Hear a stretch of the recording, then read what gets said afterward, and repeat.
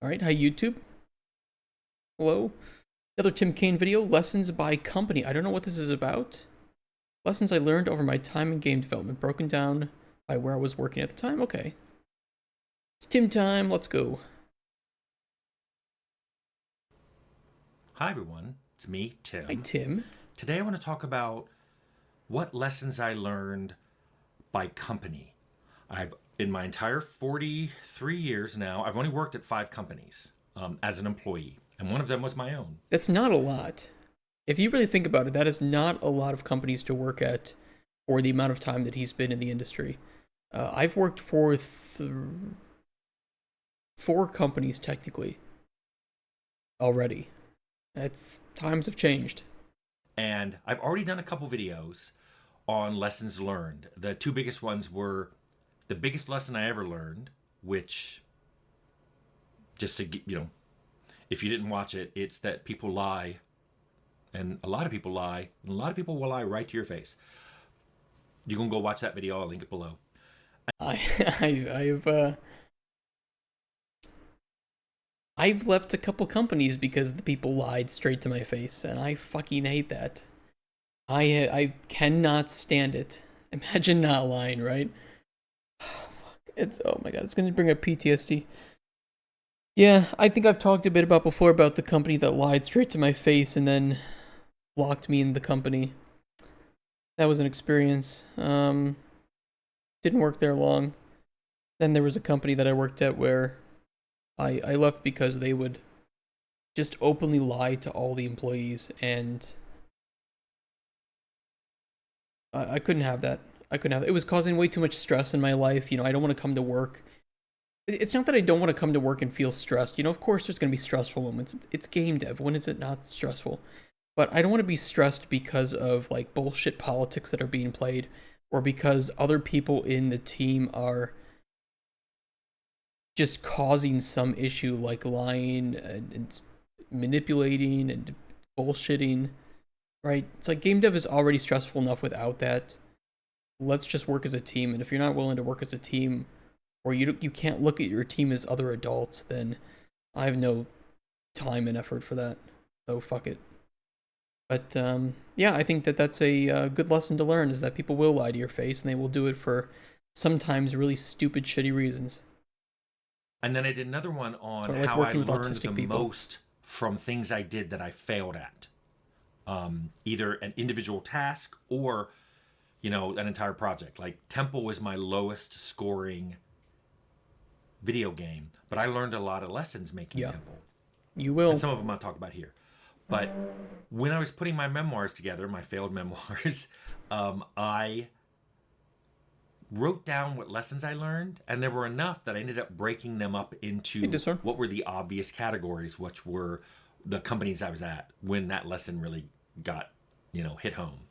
So I'm going to give you the highlights here, and Yes, he does. for each company, I'll tell you what years I worked there and how old I was, because for some of you, you may see yourself in some of these and go, "Oh, I'm right on track to learn these lessons."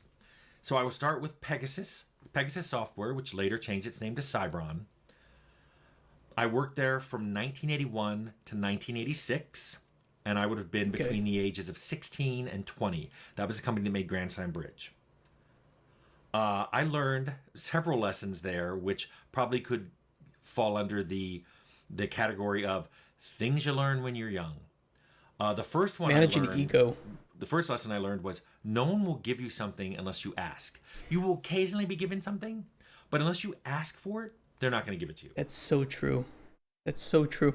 And it's really important too that when you join a team as a junior, you often feel like you can't, or you're afraid to ask things because people will see you as dumb. That's what you think, at least, and in some cases that will happen, if you have some really bad team members. But there are a lot of times where it's just people are so busy with what they're doing that they don't think about what you might need. Like it's not personal, it's just you need to be open. You need to say, "Look, I need help with this," or "I need this thing in order to work better." And it's okay to ask that. There's a specific person on a team for that, and it's called the producer. But you can also just go to your lead, just be honest, because all the lead wants is for you to be able to do your work and to learn and grow. So if you are a junior, do not keep your mouth shut. Voice your opinions, be ready to be challenged. Understand that you know very little about game development. Just absorb, and ask as much as you can. And I think you should do that at any phase of development, no matter if you are a lead or if you're a junior. Just absorb and ask questions, because there's somebody in the team that knows more about you or knows more than you about something.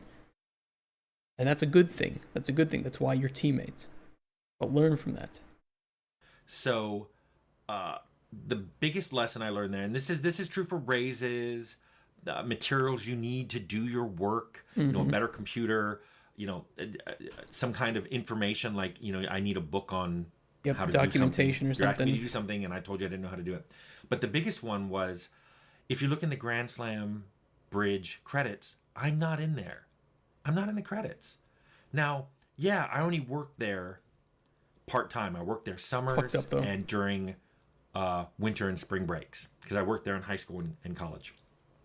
Now, I have code in that game. That game shipped with some of my code. How do I know this? Because there was some code in there I rewrote to be a lot better. And there were algorithms I suggested to the lead programmer that he just said, well, you just write it. Also, there were design elements that I remember talking about with the designer that ended up in the game. Now, I didn't expect a ton of credits, but I did expect, at the very minimum, additional programming by. Simple thing. If somebody works in your game, put them in the credits. It doesn't matter when. If somebody helps you with your pre-production and you have utilized some of their ideas or whatever, or especially if he was employed there, right? So it doesn't matter if he worked there 1 month. If he contributed in some way to that, he should be put in the credits. Simple as that. Include your QA, include your localizers, include everyone. If somebody is wearing 2 hats, include them in multiple points of the credits. Let them be excited and happy for the ways that they contributed to the game. That's it. Players, I'm going to tell you, players don't give a shit about credits. They skip them if they can. They're not there to watch them unless there's something interesting to see.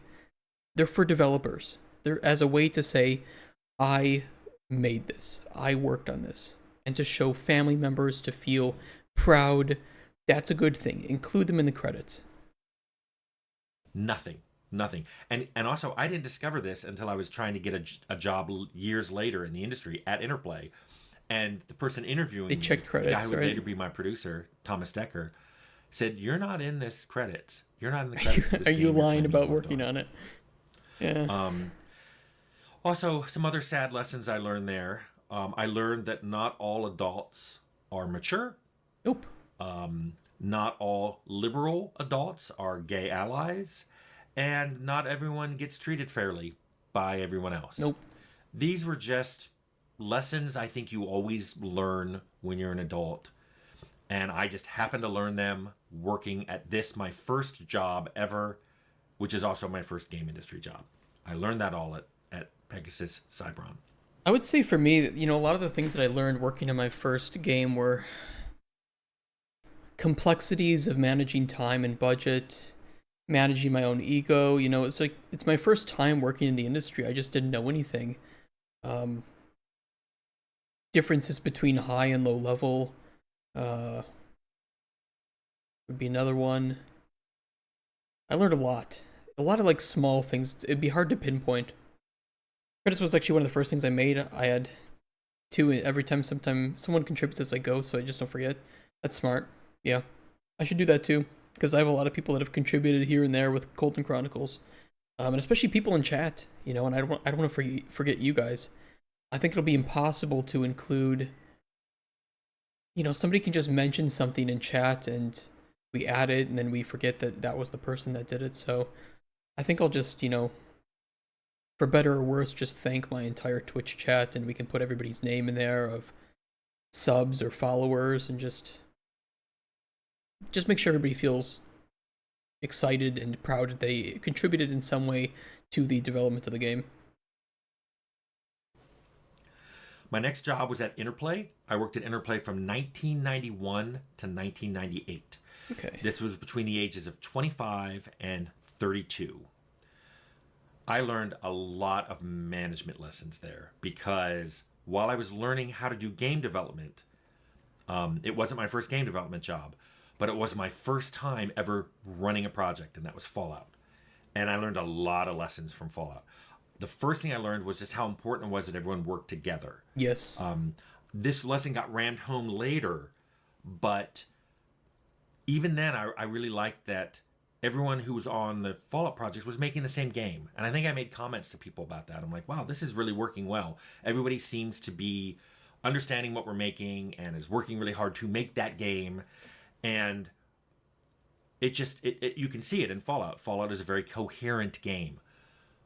I think that's a good way to put it. And yeah, that's rare to see. I mean, you'd think that everybody working on a game that you're playing actually cares about that game, but as I've mentioned before, it's not always the case. Sometimes people just need jobs, and especially nowadays with I think game development being more competitive than it's ever been, and people having less stability than they used to have, it's a lot more rare to ensure that everybody cares or knows about that game.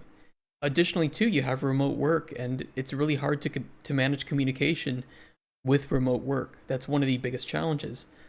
So keeping everybody on the same page with the game's vision, the game's direction, and what you're trying to achieve with different systems is a significant challenge for game designers.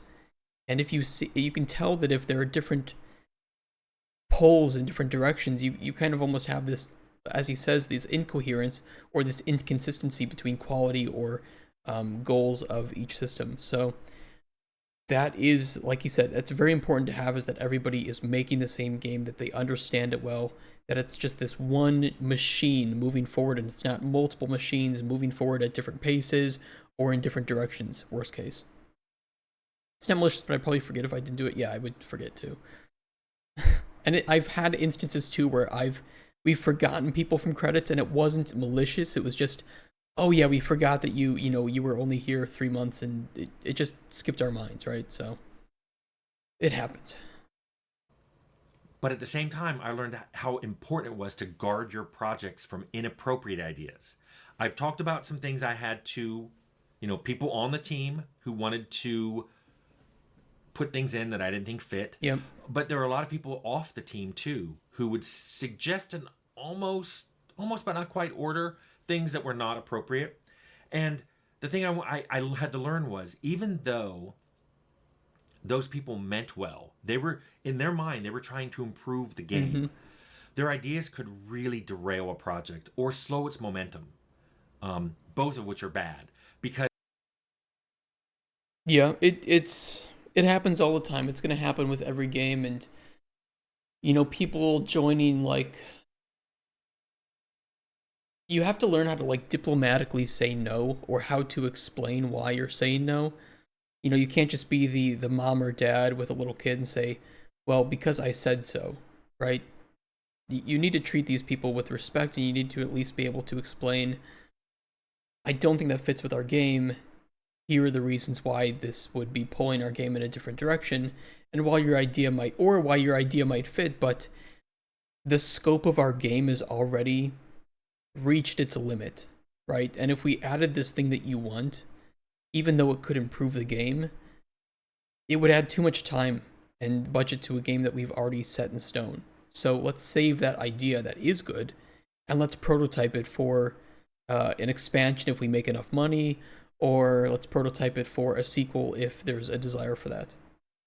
because the team would have worked really hard to try to get these new suggestions in, and they didn't fit. So shoehorning them in was going to be a problem. Yep. Um, and then the sad thing I learned towards the end of my tenure at Interplay was, if you make something good, everybody claims to be part of it. Similarly, if you make something that's not quite successful, no one wants any responsibility. So the former is Fallout. Once Fallout went out, everybody suddenly wanted to be part of it, claimed they were part of it on the first one, and wanted in on the second. But Rags to Riches, the second game I made there after Bard's Tale Construction Set, it wasn't very successful, and you never hear anybody talking about it, and nobody wants to lay any claim to it whatsoever. And Years later, a friend of mine said, "Oh, that's what Tacitus, the Roman general, said." And he said it to me in Latin, which I didn't speak. Its translation is, "Success has many fathers, but failure is an orphan." That was probably the biggest thing I I walked like that. away from Interplay with. If you did something good, everybody was going to claw into it. If you did something bad, everybody would just look away and downplay any of their involvement in that project. It happens. I don't do that. I understand that, for instance, the train game that I made was not very well received, and I think that there were design problems that caused that or that contributed to that. And there's only one person responsible for that, and it was the person responsible for the design of the game, me. So, there's a lot of lessons to learn from that, and that's one of the reasons why you have postmortems. I think too that it can depend on the people that you hire for your company. That the more,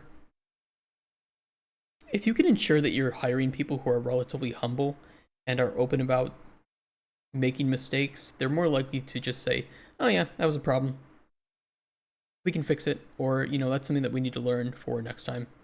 Simple as that. I've found too that if you're in a company that you have issues with like people in management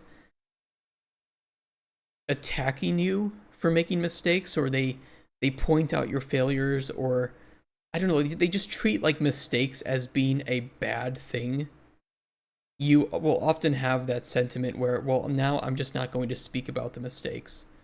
We're going to shove them under the rug a bit. That's what you get for designing games, dumbass, right? Yeah. Designers do take the brunt. Designers, they take the brunt of the bad, but the brunt of the good as well. So if you make a good game, designers get pushed to the light. But if you make a bad game, designers get pushed to the light, even though it may not always be the design that was the issue, right? Sometimes it could So be then Troika. implementation. Troika was my own company, so I ran this. So a lot of the lessons there were about business. I ran Troika with Leonard Barsky and Jason Anderson from 1998 to This 2005. one is relevant for us. I would have been between the ages of 32 and 39. So pretty much most of my 30s were at Troika. I learned I was not good at business. I was not a good businessman. I'm not Yeah, either. I could keep books. I could manage schedules. I could pay bills on time. I could do all the things that kept the company going. But there were a lot of things beyond that I wasn't good at. I was terrible at networking. I didn't go to GDC and shake hands and chat with people I'm and the go to opposite to dinners him. and get involved in the industry. I just wanted to make games. Um, Troika is where I've really learned from failure, which I mentioned I had a video about. I really learned from failure, especially from the things that went wrong in Troika's games. Troika's games have been described as flawed masterpieces. Those flaws taught me more than the masterpiece elements. True. I learned more about game development doing Arcanum and Temple than I ever did in Fallout, because so many things in Fallout just happened. They just fell into place and they were right. And we didn't realize it. We just happened to get lucky with that until we did other games. Temple, especially, taught me about my limitations. Well, I there's a lot of games that are like that. I mean, you look at Witcher 3, and I think that you can see similar aspects where things just worked out right, but then when you transition over to Cyberpunk, things just did not work out right. So, yeah, there are times like that where you just learn more from failure than from your successes. Successes, you don't dwell on them. You don't sit and think about why did this work. You're often dwelling about why did this not work. There's a guy who did a GDC talk by the guy who made the graphics for Rise of the Robots. Super hyped game that had great graphics for the time, but was a very, very simple game. Is there a second part to to your message? Twitch limits, damn it. Um, I will say I'm a bit different than Tim. Tim said he's good at like the paper stuff, bad at networking. I'm much better at networking than the paper stuff.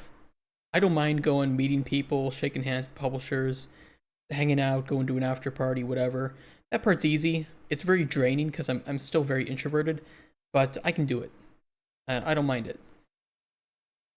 And I think I'll be pretty good with team leadership to an extent, better than I used to be with leadership stuff. But there's gonna be a lot to learn.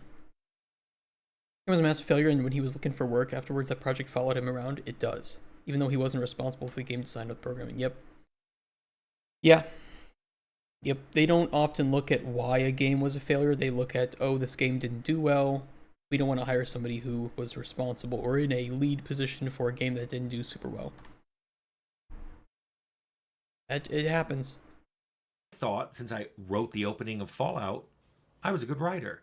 So I wrote half of all the dialogues in character dialogues in Temple, and they were not very good. I also learned that I really need an editor because I wasn't very good at editing myself. And if you look at Arcanum, you'll find that Arcanum has so many features, and that's because we all just threw in every idea we had that we liked, and there were probably more ideas than we needed in one game. Classic. Certainly more than we could successfully implement correctly and debug and balance and all that, but that didn't stop us. We just threw all these things. I described Arcanum as my kitchen sink game because everything went in there, probably including the kitchen sink.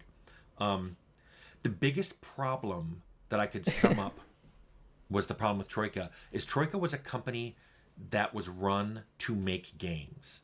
And you may think, well, duh, that's a good thing, Tim. That's good. No, companies should be run to make money. If companies are not run to make money, everybody suffers. Employees, employers, everyone. And Troika was only run to make games. We were only interested in the games. We weren't really interested on making money and making it a going concern. So eventually, That's kind of the thing that I think a lot of players don't get is that if you say to players, we're a company that is just about making good games, right? Money is secondary. And I mentioned that money is secondary, but I say money is secondary right now for me because my goal is to make a good prototype, a good first playable. But I'll tell you what, there's a time where that's going to shift, and the priority will come to we need money, we need a specific amount of money, and I need to make damn sure that we spend that money correctly and responsibly, right? Not, hey, we were given $1 million, let's go have a party, right? It's like, no, we don't have the budget. We budgeted this money so that we could hire people, and we need to have some emergency funding if we need to outsource, do whatever.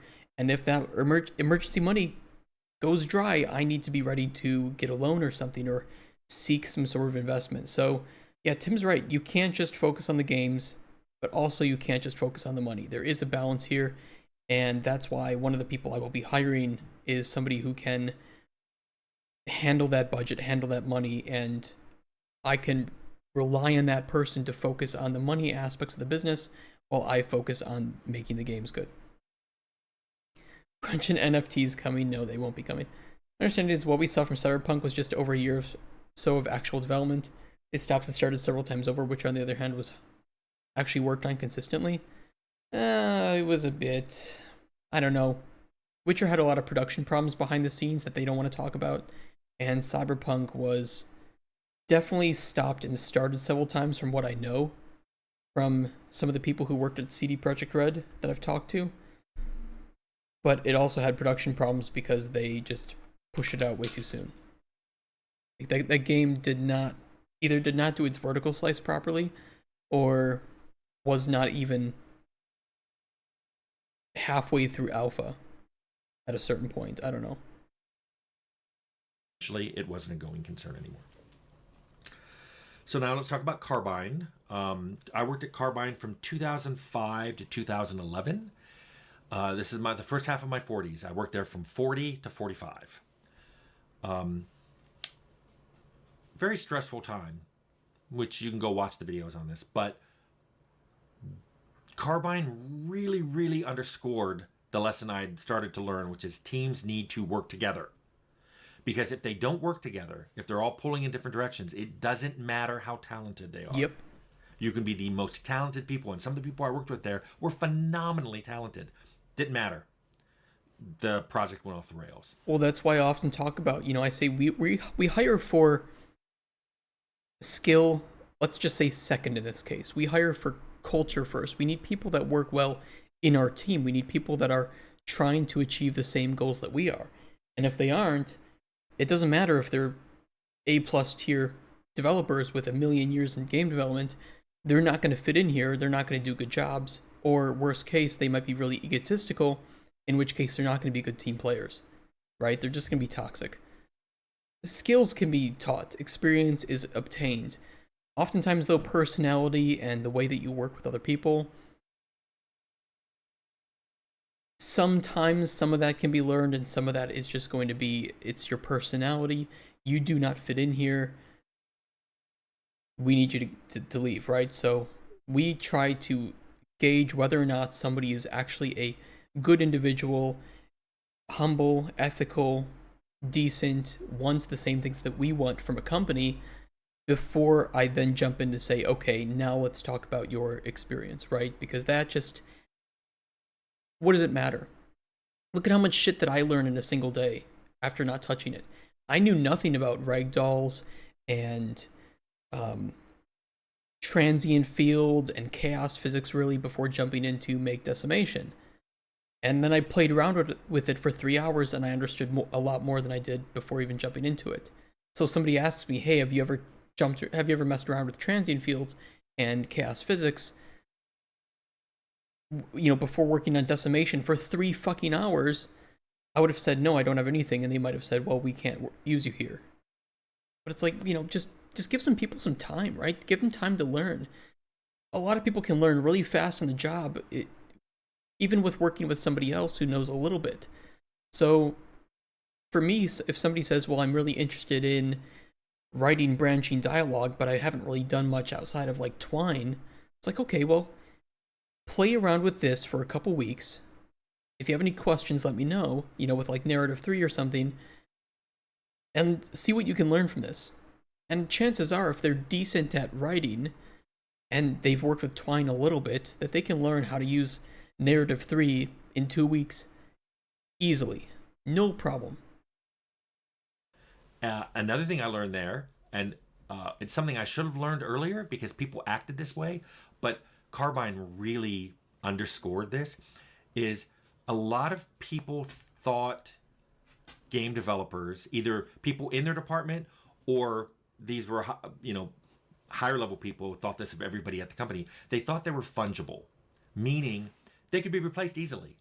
But what Carbine taught me is some people can't be replaced, not easily or at all. And if you lose too many of those people, things just crumble. Yep. Well, it's also why I don't like working with. Sorry, Tim, on that face. I'll give you a good one. I don't like working for companies that treat employees like that. That think, oh, we'll downscale the programming team, whatever. It is what it is. We'll get people to replace them. It's you want to find unique talent, right? Every individual person does have something unique about them that they can bring to the table. Even if it's just a way of looking at life, and that can bleed into their work. Sometimes it's those traits that make that company unique, right? I would think that to some extent, my hardcore, unwavering ethics do to some extent make Microraptor special in some ways, even if we don't have any games that we've made yet. This is something that we stand for, that we can boast about, and I'm just not corruptible when it comes to being bought off or something. Somebody can offer me $10 million, but they get to decide what games we make. No, that's not why I started this company. I started this company so that we can make the games we want to make as a team. Just crumble. But probably the biggest lesson I learned from Carbine was that money is not Ethics, worth stress. I probably stayed at Carbine at least a money year is not longer worth than I stress. should have. Because I was Nothing is worth it. Nothing is worth fucking over your health. Nothing. Absolutely nothing. It doesn't matter how much you're getting paid. You can get paid all the money in the world, but those 10 years can be traumatizing as fuck for you. Do not do that. Crunch is not worth it. That's why we won't have crunch. It's not worth it. Fucking over your family. I've heard horrible stories of people working at AAA studios that have lost their family members. They've lost their wife. They've gotten suicidal because of crunch and the way they were treated from their company. It's not worth it. And it's not just money is not worth it, the fame. Working at some big AAA studio making the next big game of the year game is not worth the bullshit that they give you. It's just not. really worried about where I would go and if I could ever make that much money, because I've said I was pretty well paid there. And I was worried because I was in a situation where I kind of needed it. I had a house with a mortgage and I'd already refinanced once Oh to boy.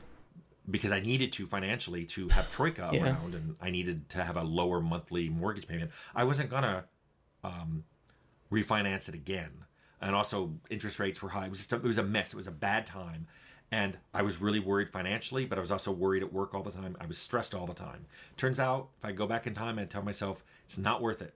The money isn't worth the stress.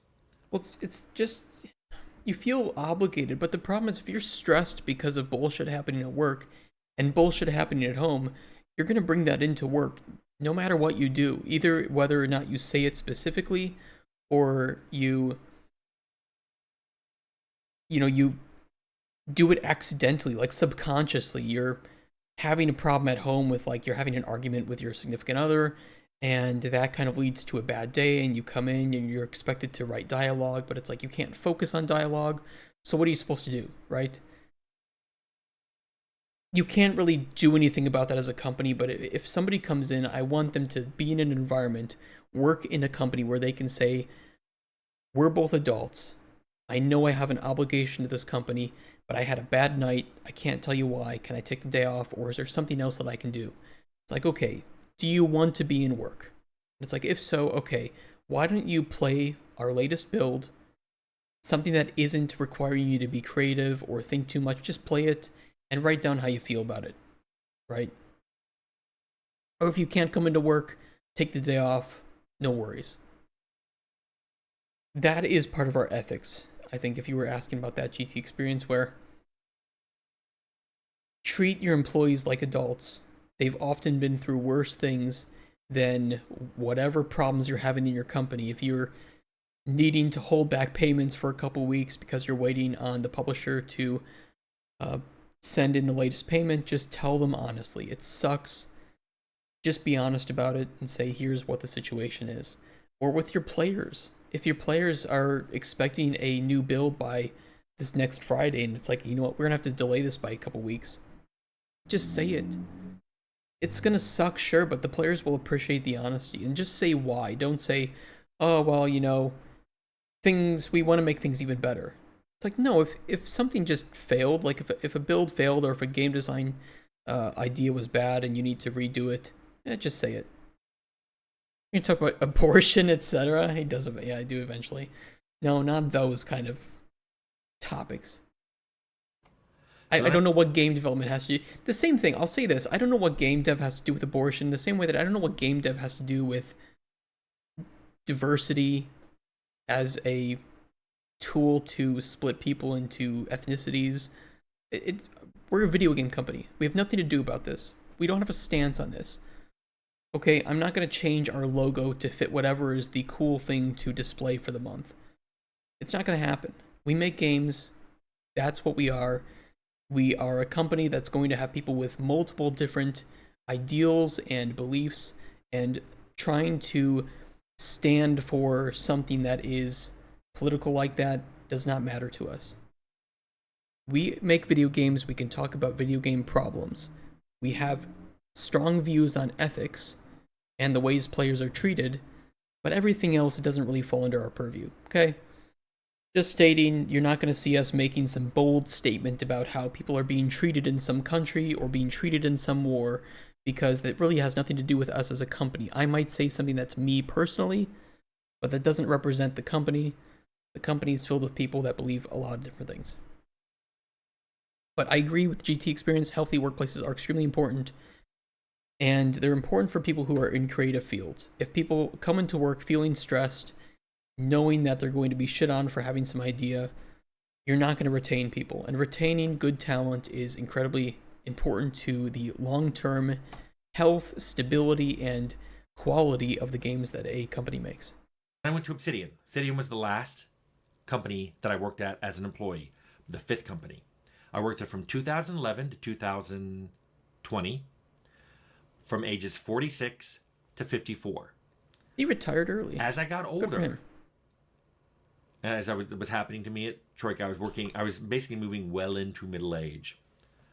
I saw things less in black and white, which is ironic given that my color blindness was even worse, and I really was seeing a lot of things in black and white. Oh God. But perceptually, I was seeing things a lot less in black and white. I watched how Obsidian dealt with its publishers, and it made me turn around and look at how Troika was probably seen by its publishers as a troubled developer. Basically, Fergus and the other founders handled publishers better at Obsidian than I ever did at Troika. Um, Also, Carbine had affected me deeply, which I talked about. So it was a long time before I felt like I could be in a lead role again. So I was just head down, let me code. If you ask me design to contribute to design, I'll do it. But I was just, look, I just want to do this. I can empathize with that. I've been in leadership positions that I think I was too young and too inexperienced to have, but I needed to be in them because literally nobody else was there to take care of what needed to be taken care of. So, do I think that I'm ready now to be in a creative like a directorial position for Colton Chronicles and for all of our other games? Yeah. Do I think that I can manage that and handle company bullshit? No, I don't think I can. So, I'd rather just be like a face and owner of the company and let somebody else handle the legal stuff, the paperwork, things like that I'm not good at and I have no interest in doing, but I can be in a directorial position, but I also have to accept doing that will make me have less time for game design specifically. So I need to find designers that I can hire that think similarly or have similar traits that I am looking for and can own the design of our games moving forward. Was this Carbine a company or was it a game you worked on? This was a company called Carbine. Obsidian is where I realized that when games get bigger, like they had gotten bigger at Carbine and they were getting bigger at Obsidian, bigger meaning a bigger scope, but also more people on the team, I learned how hard they were to control. Or to use the boat analogy, they're way harder to steer. They just are slow to react, slow to Yep. change. So If you want to use another term, they're less agile, right? And at a certain point, the agility does matter in game dev, and it's one of the reasons why I talk about keeping a company small is because we can be a little bit more agile. We don't have to propagate information too deep into multiple different departments and hierarchies. We can kind of just say, okay, scrap this, pull this thing into our swim lane, if we want to talk about like Kanban or something, right? Let's focus on doing this right now. And it doesn't have to, like I said, be propagated to teams of 10, teams of 20, or some outsourcing team very commonly. I like keeping it small because it is a bit more agile, even if the games we make may not have as large of a scope as something like the next Outer Worlds in Obsidian's playbook or Elder Scrolls 6 or whatever. so you can see something coming, but it's hard to steer away from Mm-hmm. that. But Obsidian also was the first place I realized that there are people who have a lot of trouble admitting that they're wrong or taking responsibility for something that went wrong. I've told a lot of stories where I took responsibility for something that went wrong, even if it wasn't something I did, Yeah. because it was somebody on my team. Yeah, And I'm like, and well, you are I take responsible for the team, responsibility yeah. for that. Now, what's interesting about that is, like I talked about the fallout, the programming error. I wasn't the only lead programmer. There was another lead programmer. Yet nobody said, well, why didn't he take any responsibility for it? But some of you went, well, of course, you were the producer. You should take responsibility for it. You were the boss. Which, of course, makes me go, well, then how come my boss didn't take any responsibility for it? Or his boss? Why did it stop with me? And it was because I accepted the responsibility. I took the responsibility. There are a lot of people who will not do that, even though they are obviously to blame for what went wrong. They were the one who gave the direction of that. This is how we should go forward. It got implemented just like they thought it would, and it didn't work. You would think they'd be like, this is my fault. We've got to fix this. Instead, I would watch people look for someone to throw under the bus. And that really bothered me. Yeah, I can't fucking stand that. I worked at a place where that was the case, and oh god. Again, this is one of the reasons why when we talk about hiring people for Microraptor games, I want to hire people that can have that trait. it doesn't. You're not supposed to feel good about making a mistake or being wrong. You can feel bad about it, but I want to make sure that we hire a team that can not only the individuals can admit when they were wrong and focus on finding a way to fix it rather than wallowing in the gutters about it being shitty, but also a team that when somebody else does something wrong, there isn't any animosity, right? It's like, okay, yeah, you made a mistake. Well, guess what? I make mistakes too. We all do. So let's just find a way to solve it, right? That's hard to do, but there are some interview questions that kind of hint at somebody's ability to act like that. Although keep in mind, people having a bad day, backed into a corner, put into a bad situation from life, can lash out or act in ways that they wouldn't normally do, right? So just because somebody is normally like that, that they can openly admit that they made a mistake, that they don't have a problem with it, let's find a solution. If they're having something shitty going on in their life, they could be pushed into that corner and act out in a way that you wouldn't want. But there's some interview questions you can ask, certain things like, well, tell me some mistakes you made on the previous game that you worked on, and how did you solve them or how did you address them? And this is a way for people to reflect upon their mistakes, right? So when hiring people for Microraptor, we will be specifically looking for people that won't become these problems later down the line.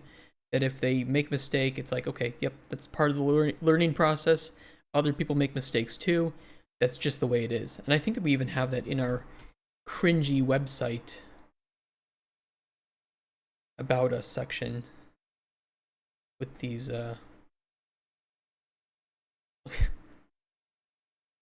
I did not take these pictures, okay? Just admit that. Where is it? Ethics.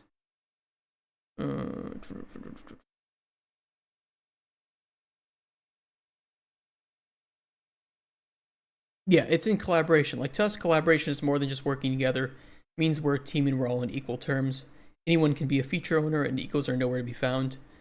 Mistakes will be made, but we'll always work together to solve any issues and prevent it from happening again. Important to us. Code curse come.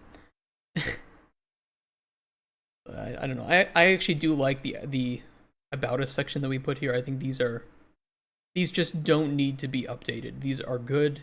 They're universal. I like them. And specifically speaking to our ethics that you asked about earlier, GT experience. Of all the business terms to throw around, this one gets used way too much and is often very vague. So what do we mean?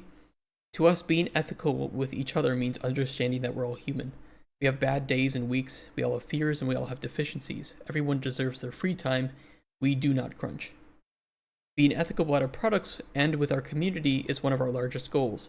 We will not integrate cash shops, microtransactions, premium currencies, NFTs, blockchain tech, or anything else that intends to dupe, con, take advantage of, or hurt the player experience in our games, ever.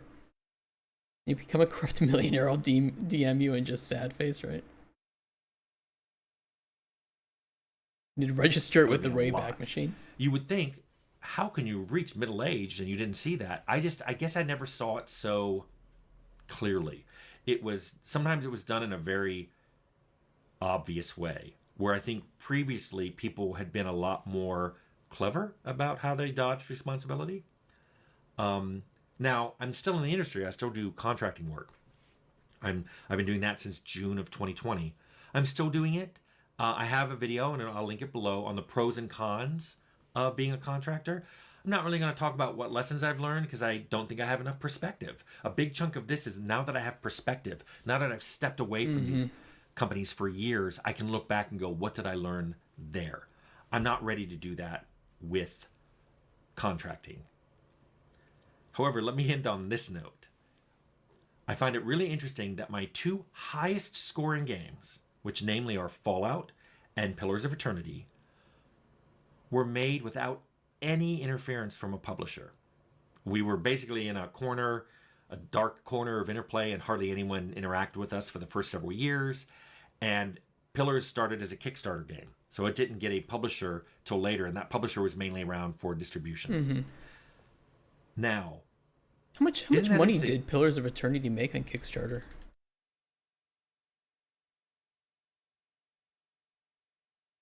Do you work on Bloodlines? I think he did, yeah. Project Eternity. Damn, they made $4 million. Well, that's why there was no publisher involvement, is because they made $4 million from it. Jesus.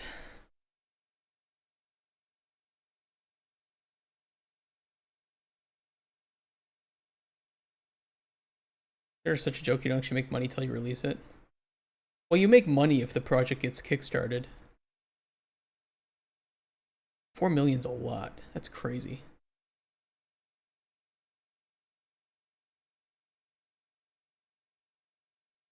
What do you mean you don't make money unless it's... Yeah, but they pledge it, but if it surpasses the goal, you get the money. Minus 10%, I think, from Kickstarter fees. 10 or 15. You don't get the money. It's not that you don't get the money till it releases. You get the money the moment that the Kickstarter ends, and if the pledge has been surpassed. We're looking around 15 grand when all is said and done. 15 grand for what?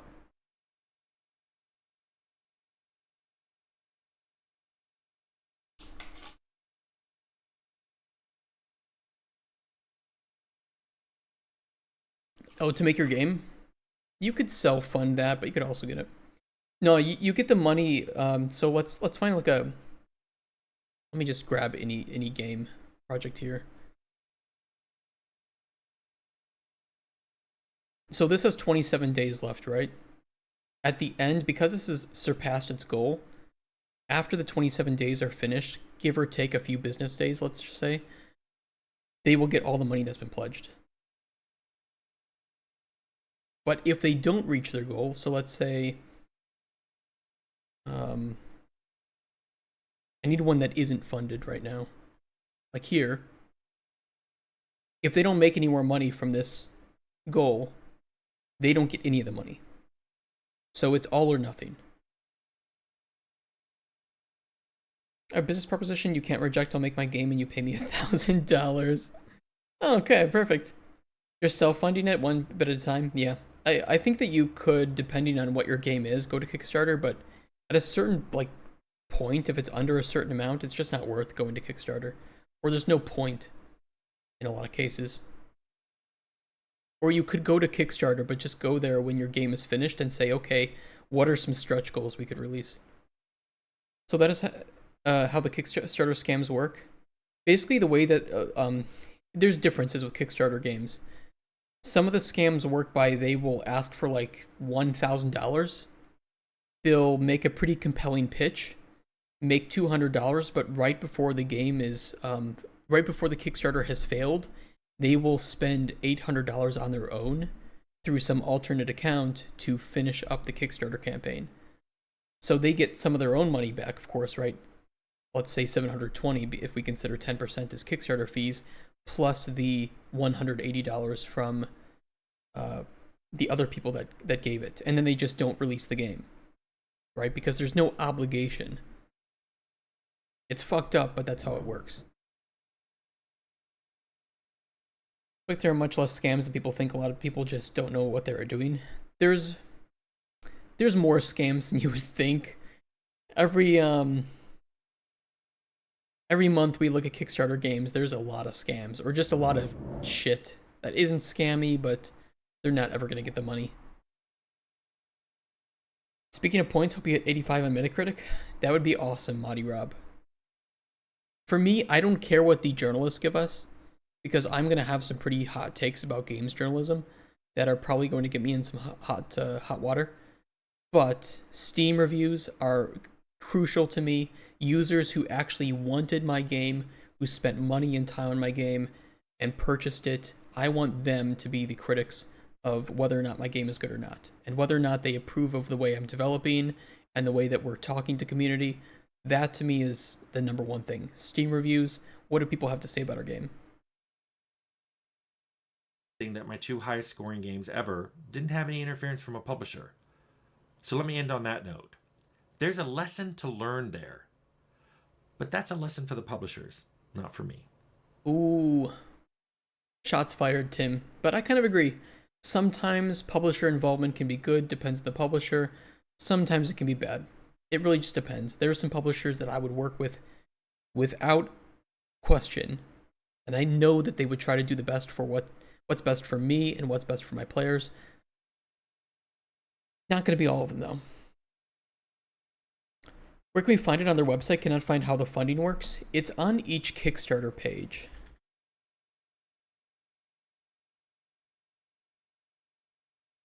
Let me find one here. So when you click right below here, there's an all or nothing, and this explains how their funding works. I can link that too.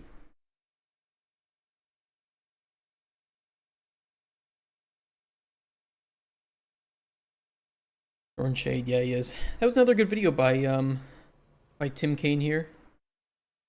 Give that a like. I'll send this in chat too. If you're watching on YouTube, thanks for watching that one. See you next time. Bye bye, YouTube.